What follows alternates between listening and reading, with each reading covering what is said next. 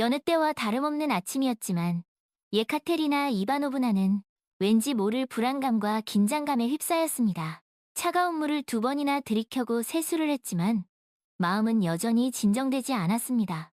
그날따라 모든 계획이 평소와 다를 바 없었기에 이러한 불안감은 더욱 이해하기 어려웠습니다. 드미트리, 예카테리나는 아들을 불렀습니다. 이제 네 할머니께서 곧 퇴원하실 거야. 연로하시니 우리가 돌봐드려야 하는데 어떻게 우리 일상에 맞춰 조정할지 계획을 세워야 할 것 같아. 예카테리나는 초조한 기색을 감추지 못했습니다. 고령의 노인을 돌보는 데는 많은 시간과 노력이 필요하다는 것을 알고 있었기 때문입니다. 자신의 일정을 조정하고 시어머니를 돌볼 당번을 정하고 필요한 물품을 준비해야 했습니다.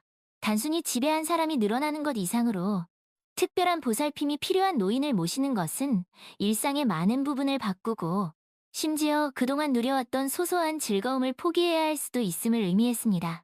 얼마 전 예카테리나는 담당 의사로부터 시어머니 클라브디아의 퇴원 소식을 들었습니다. 그 소식을 듣고 두려움을 느꼈다고 말할 수는 없지만 분명 온몸에 불안의 파도가 훑고 지나가는 것을 느꼈습니다. 그럴 만도 했습니다. 다행히도 불쌍한 노부인은 혼자 거동할 수 있는 상태였습니다. 덕분에 그들이 침대 곁에 항상 붙어 있거나 식사를 챙겨드리거나 위생관리를 도울 필요는 없었습니다. 퇴원까지는 일주일 남았고 그동안 모든 것을 신중하게 생각해야 했습니다. 이제 모든 것을 계획할 시간이야. 추가로 빨래, 청소, 할머니께 맞는 씻기까지. 누구도 과중한 부담을 느끼지 않도록 이 모든 것을 시간 배분해야 해. 직장일도 소홀히 할 수 없고 시간이 없어서 일을 못하겠어요 라고 상사에게 말할 수는 없잖아. 예카테리나는 덧붙였습니다. 가장 중요한 것은 시어머니의 체중을 지탱하고 걸음을 안정적으로 유지하고 편안하게 잡을 수 있는 튼튼한 보행기를 구입하는 것이었습니다. 예카테리나는 시어머니가 몇 년 동안 사용했던 낡은 보행기를 떠올렸습니다. 그 보행기는 손잡이가 불편해서 가뜩이나 약한 몸을 가누기 힘들었고 하루 종일 의지하고 나면 옷을 갈아입는 것조차 힘들어하셨습니다. 시어머니는 그 보행기를 불편한 의자라고 부르며 불평하곤 했습니다. 음식이 더 어렵겠네. 예카테리나는 가족들의 식성을 잘 알고 있었지만 이제 식단에 환자식을 추가해야 했습니다. 처음에는 따로 준비할 수 있겠지만 결국 온 가족이 함께 먹을 저녁 식사를 준비해야 했습니다. 물론 의사들은 건강 유지에 도움이 되는 과일, 비타민 등을 권장할 것입니다. 예카테리나는 아들 쪽으로 몸을 돌려 그의 눈을 바라보았습니다. 그들의 삶이 곧 바뀔 것이라는 사실에 아들은 전혀 동요하지 않는 것 같았습니다. 병원에서 퇴원하는 사람을 맞이할 준비를 해야 하는데 드미트리는 이상하리만치 평온했습니다. 예카테리나는 자신이 너무 과장하는 것일지도 모른다는 생각이 들었습니다. 어떻게 할까? 뭐부터 시작할까? 예카테리나가 물었습니다. 간병인을 고용하면 되죠. 요즘 고령 노인 돌봄 일자리는 널려 있어요. 문제될 거 없다고 봐요. 며느리 스베틀라나가 대답했습니다. 안 돼, 그건 너무 비효율적이야. 비용이 얼마나 드는지 알고나 하는 소리야? 예카테리나와 며느리 스베틀라나 사이에는 큰 애정이 없었습니다. 굳이 표현하자면 그들의 관계는 불화에 가까웠습니다. 며느리는 시어머니의 의견을 전혀 존중하지 않는 태도를 보였고 이는 예카테리나를 더욱 짜증나게 했습니다. 오랫동안 며느리에 대한 불만을 드러내지 않으려 애썼지만 몇 번의 사건을 겪으며 더 이상 참는 것이 불가능해졌습니다. 예카테리나는 며느리를 좋아하지 않았고 굳이 그것을 숨기려 하지도 않았습니다. 그런데 할머니께서 낯선 사람의 보살핌을 받는 것을 좋아하실까? 문득 그런 생각이 예카테리나의 머릿속을 스쳤습니다. 시어머니 클라브디아는 온화한 성품과는 거리가 멀었습니다.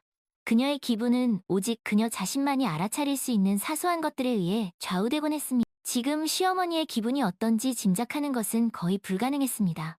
심지어 환한 미소를 짓고 있을 때조차 그녀의 기분이 좋다고 확신할 수 없었습니다. 때로는 매우 밝고 상냥한 얼굴로 문을 열고 들어와서는 세상 사람들이 자신의 노고를 알아주지 않고 혼자서 세상의 모든 문제를 짊어지는 것이 얼마나 힘든지 토로하곤 했습니다. 물론 싫어하시겠지.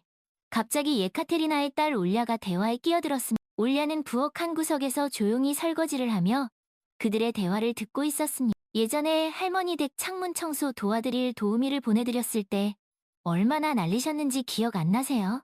그때 우리는 거의 역적이 됐었. 심지어 그분을 집 안으로 들이지도 않으셨어요. 우리를 골탕 먹이려는 음모라고 생각하셨죠. 그런데 뇌졸중을 겪으신 지금 할머니께서 더 온순해지셨을, 저는 전혀 그렇게 생각하지 않아요.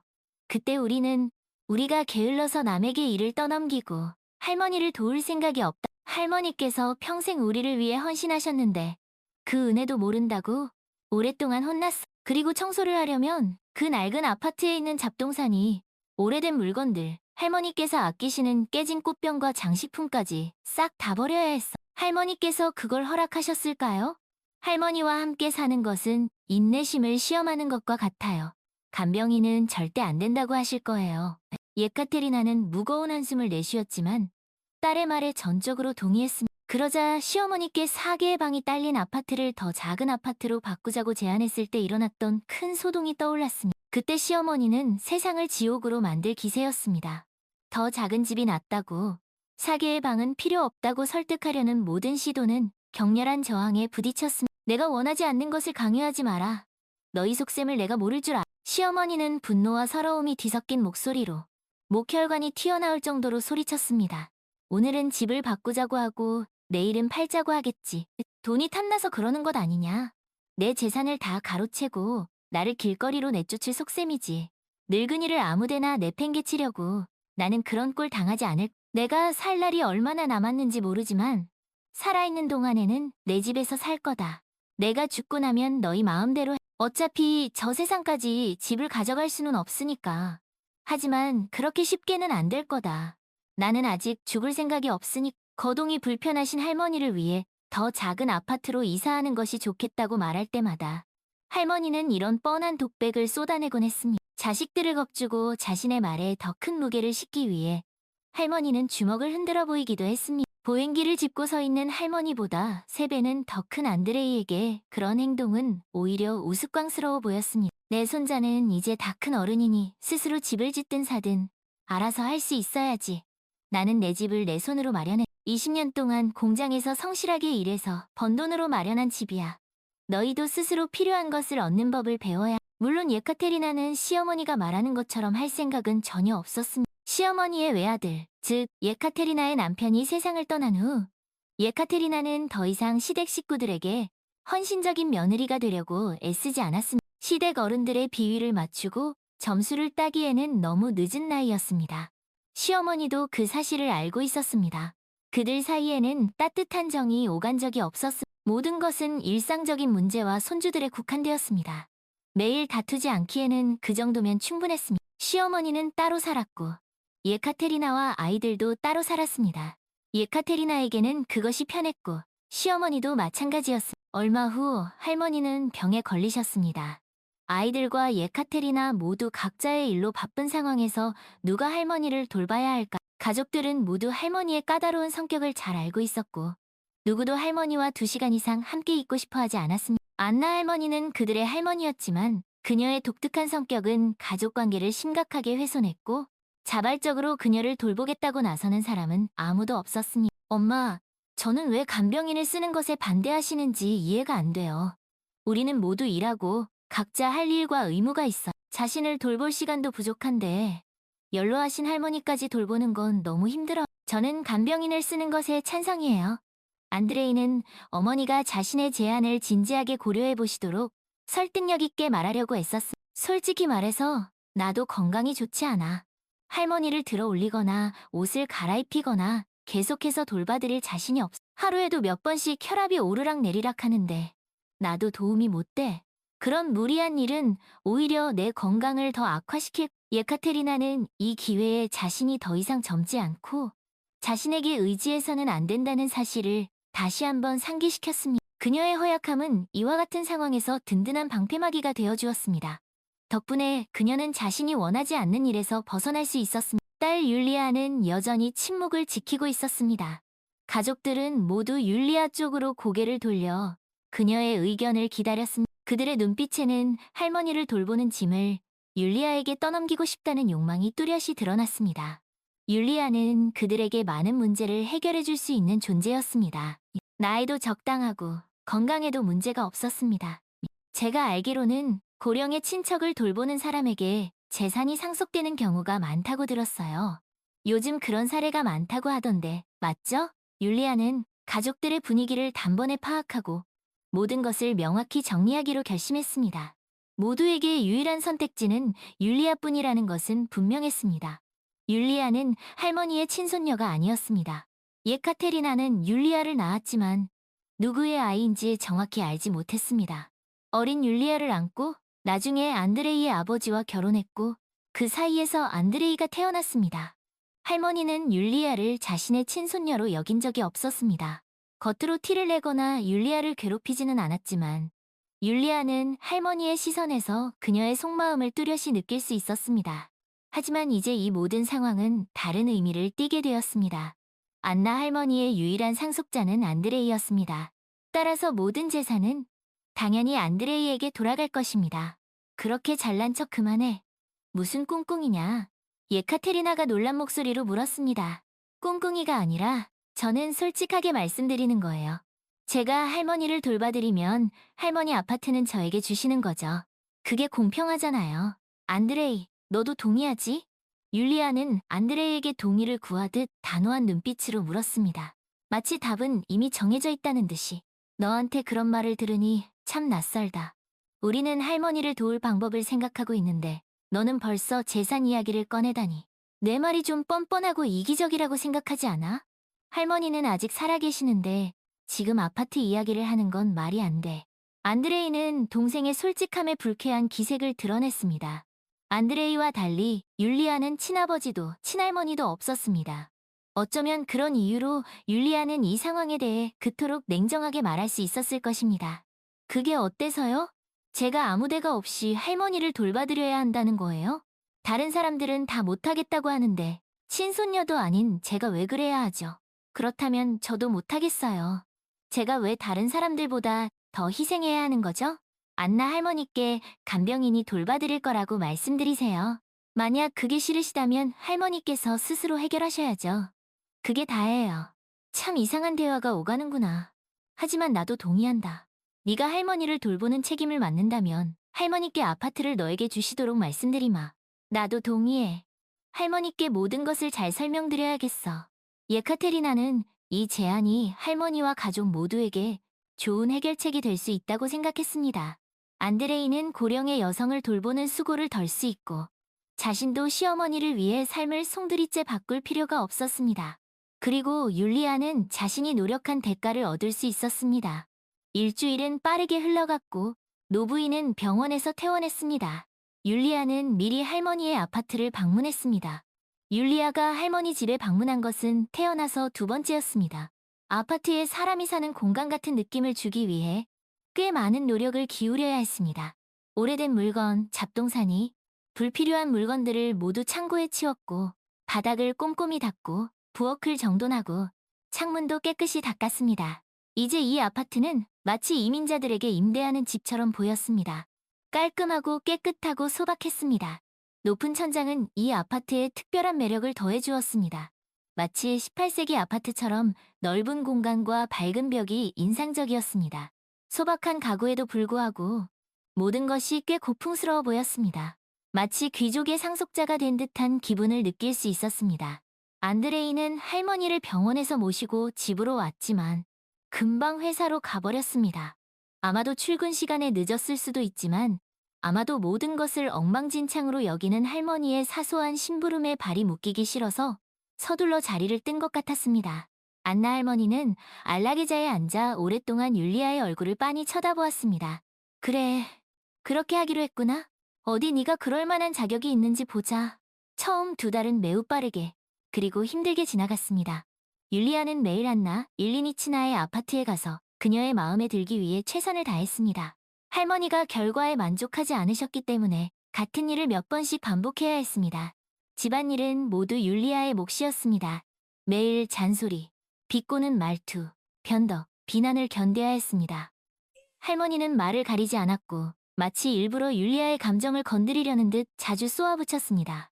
모든 것이 할머니의 마음에 들지 않았습니다. 물이 너무 차갑거나 뜨겁거나, 국이 너무 묻거나 진하거나, 침대가 제대로 정돈되지 않았거나, 할머니는 언제든 율리아를 돌려보내고 청소를 다시 하라고 요구할 수 있었습니다. 할머니 생각에 바닥이 충분히 깨끗하지 않다는 이유였습니다. 율리아는 자신의 인내심에 스스로 놀라곤 했습니다. 사소한 일에도 일부러 짜증을 내고 율리아를 지치게 해서 스스로 포기하게 만들려는 할머니의 노력에도 불구하고 율리아는 모든 시련을 꿋꿋이 견뎌냈습니다. 그동안 율리아는 할머니의 취향, 즉 무엇을 좋아하고 싫어하는지, 어떤 것을 할 때 할머니가 보지 않는 것이 좋은지, 어떤 것은 반드시 할머니가 보는 앞에서 해야 하는지 등을 분명히 파악했습니다.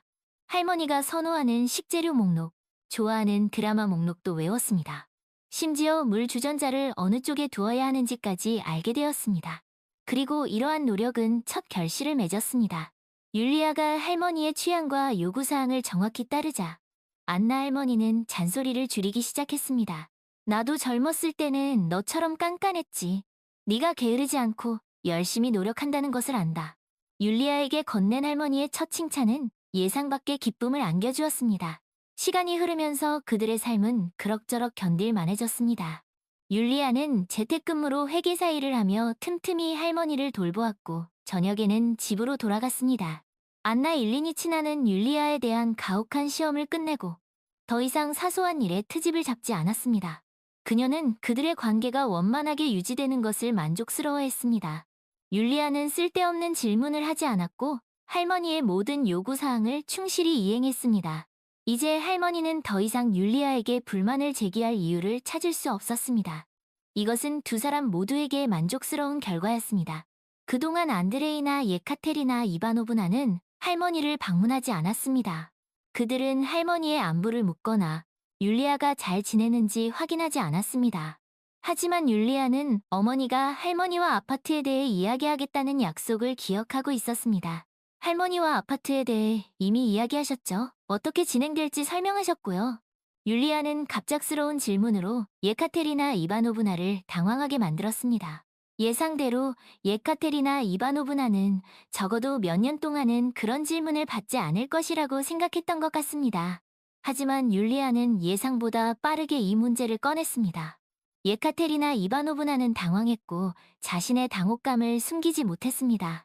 다행히도 때마침 손에 들고 있던 접시를 30분 동안 닦으며 시간을 벌 수 있었습니다. 대화는 자연스럽게 다른 주제로 넘어갔습니다. 그리고 율리아의 질문에 예카테리나 이바노브나는 시간이 부족했다는 둥, 지금은 다른 중요한 문제들이 있다는 둥 두루뭉술하게 대답했습니다. 그럴 줄 알았어. 율리아는 속으로 생각했습니다. 결국 나는 이 가족에게 그저 하녀일 뿐이구나. 율리아는 가족 중에서 가장 활동적이었고 여느 가족이 그렇듯 온갖 잡다한 도움은 모두 그녀의 몫이었습니다. 가끔은 청소, 빨래, 요리와 같은 집안일을 돕는 것이 즐거웠고 어차피 살면서 필요한 일들이었기에 율리아는 도움을 요청받으면 거절하지 않았습니다. 모두가 일로 바빴고 일상적인 집안일을 할 시간이 없었습니다.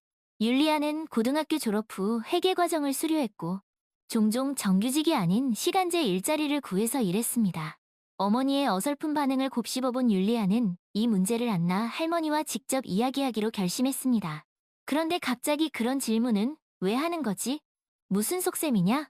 어서 말해보거라. 할머니가 날카롭게 쏘아붙였습니다. 율리아는 할머니가 퇴원하기 전 2달 전에 가족들 사이에서 오갔던 대화를 솔직하게 털어놓았습니다. 왜 어머니 말을 믿었어? 나는 그 여자를 잘 알아. 무슨 말이든 할 수 있는 사람이야. 하지만 약속을 지키는 법이 없지. 항상 자기 자신과 자기 이익만 생각해. 나는 항상 내 아버지가 어떻게 그런 여자를 만나서 결혼까지 했는지 의아했어. 너도 봤잖아. 그 여자는 그동안 나한테 단 한 번도 전화하지 않았어. 내가 집에 온 지 벌써 3달이 다 되어가는데 너만 여기 보내놓고 자기는 편하게 지내고 있잖아.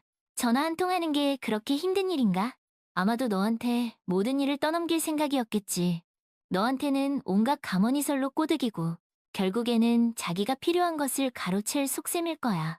아파트는 안드레이 차지가 될 거고 너는 빈털터리가 되겠지. 그 녀석들은 너나 나를 돕기 위해 손가락 하나 까딱하지 않았어. 두고 봐라. 나중에는 네가 자기들 이익을 가로챘다고 너한테 따질 거야. 고맙다는 인사도 없이 너를 집에서 쫓아낼걸. 나는 그 여자를 한두 해 본 게 아니야. 그 녀석들은 자기 자신 외에는 아무도 생각하지 않아. 존중이라고는 눈꽃만큼도 없지. 안드레이는 1년에 한 번 내 생일에 전화하는 것만으로도 자식된 도리를 다했다고 생각할걸. 내가 늙었다고 얕보지 마라. 나는 모든 것을 꿰뚫어보고 있어. 다행히 머리는 아직 쌩쌩하게 돌아가니까 나를 속이기는 어려울 거다. 집으로 돌아온 율리아는 어머니에게 아파트에 대해 다시 한번 물었습니다.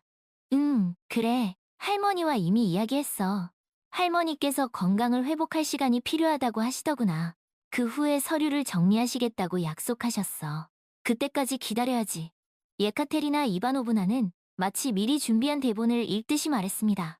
한편 안나 일리니치나는 이 문제를 직접 해결하기로 결심하고 공증인을 집으로 불렀습니다. 그들은 유증 계약서를 작성했고 유언자는 아파트에서 평생 거주할 권리를 명시했습니다. 수증자는 누구입니까? 콧수염이 풍성하고 코가 큰 마치 책 속 인물처럼 생긴 공증인이 물었습니다. 나이가 지긋하고 업무에 능숙하며 훌륭한 인품을 지닌 듯한 그의 말에는 의심할 여지 없는 신뢰가 느껴졌습니다. 바로 여기 내 앞에 있는 이 아이다. 안나 일리니치나는 손가락으로 율리아를 가리키며 말했습니다. 내가 그렇게 결정했으니 그렇게 적어라. 정말 기뻐요. 정말 감사합니다. 율리아는 거의 소리치다시피 말하며 할머니를 껴안았습니다. 이것은 율리아 인생의 기념비적인 사건이었습니다. 그동안 율리아는 자신의 것이라고 부를 만한 것을 가져본 적이 없었기 때문입니다. 그래. 약속은 지켜야지. 내 친척들이라는 것들이 나서지 않으니 내가 직접 나설 수밖에.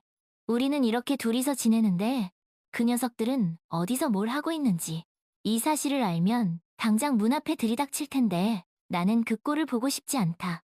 당분간은 이렇게 둘이서 조용히 지내자꾸나. 6개월 후 안나 일리니치나는 세상을 떠났습니다.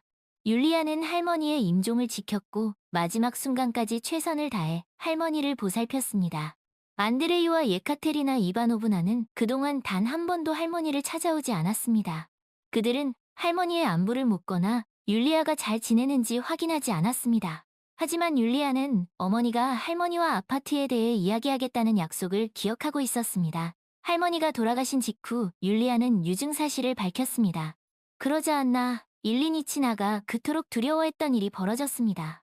안드레이는 즉시 율리아를 탐욕스러운 여자라고 비난하며 그녀가 이 모든 것을 꾸몄다고 암시했습니다. 저것 봐, 저 여우 같은 것. 할머니를 속이고 온갖 거짓말로 꼬드겨서 서류에 서명하게 만들었겠지. 그리고는 이제 와서 만족해하고 있네. 우리는 완전히 뒷전으로 밀려났어. 율리아는 1년도 더 전에 가족들 사이에서 오갔던 대화를 방패삼아 자신을 변호했습니다. 율리아는 거의 모든 내용을 정확히 기억하고 있었고 어머니가 그 조건에 동의했다는 사실에 안도했습니다. 그런데 뭐가 문제라는 거죠? 그때 이미 다 이야기되었고 모두 동의했잖아요.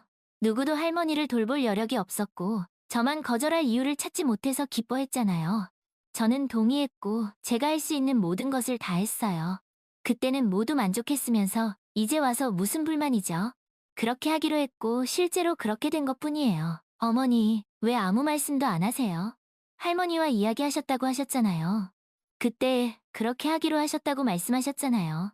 율리아는 방어 태세를 갖추고 가족들의 공격에 맞설 준비를 했습니다. 예상했던 반응이었기에 놀라지는 않았지만 오히려 이제 그들의 위선을 만천하에 드러낼 수 있게 되어 기뻤습니다. 그런데 쟤는 내 친손녀도 아니잖아. 어머니와 안드레이는 거의 동시에 소리쳤습니다. 제가 계속 심부름꾼이나 하녀처럼 부려먹힐 거라고 생각하셨어요? 율리아는 분노를 억누르며 큰 소란을 일으키지 않으려고 애썼습니다. 지금이야말로 그동안 쌓였던 모든 불만을 쏟아낼 기회였습니다. 안나 일리니치나는 당신들이 생각했던 것처럼 어리석은 여자가 아니었어요. 우리는 할머니께서 부르신 공증인과 이야기했어요. 그리고 또 하나 흥미로운 사실이 있어요. 당신들이 지금 살고 있는 이 아파트의 9분의 1은 법적으로 할머니 소유였어요. 할머니께서 저와 공증인에게 말씀해 주셨어요. 모든 것이 확인되었고 증명되었어요. 이제 그 부분은 상속자인 안드레이에게 돌아갈 거예요. 모든 것이 공정하고 정당하게 처리된 거예요. 율리아는 자유로운 삶을 꿈꿨습니다. 더 이상 어머니와 함께 살 수 없었습니다. 오빠와의 만남은 율리아에게 끊임없는 시련이었습니다. 율리아는 35살이었고 이제 자신의 삶을 시작해야 했습니다. 그리고 지금 율리아는 영원한 도움이라는 굴레에서 벗어날 훌륭한 기회를 얻었습니다. 정말 부끄럽지도 않니? 그렇게 큰 아파트가 너한테 왜 필요해? 우리가 간병인 비용을 계산해서 줄 테니 아파트는 안드레이에게 돌려줘. 안드레이는 곧 아이도 태어날 거야. 올바른 선택을 하자. 너는 고작 1년 동안 할머니를 돌봤을 뿐인데 그렇게 비싼 아파트를 차지하는 건 말이 안 돼. 너는 할머니의 친혈육도 아니잖아. 네, 남편이 너에게 아파트를 마련해주도록 해. 아들에게는 더 큰 아파트가 필요해. 이미 가정도 있고 더 나은 환경이 필요하다고. 네, 오빠를 생각해. 예카테리나 이바노브나는 시어머니의 아파트를 놓친 것에 분노하며 다급하게 말을 쏟아냈습니다. 아니요, 저는 이 집에서 나갈 거예요. 안드레이가 가족들을 데리고 여기로 들어오라고 하세요. 저는 따로 살 거예요. 이 집은 제가 제 노력으로 얻은 거예요. 얼마 후 율리아는 이사를 했고 보수가 좋은 직장도 구했습니다. 덕분에 새 아파트를 수리하고 새 가구도 구입할 수 있었습니다. 가족들 중 누구도 율리아에게 전화하지 않았습니다. 율리아도 마찬가지였습니다.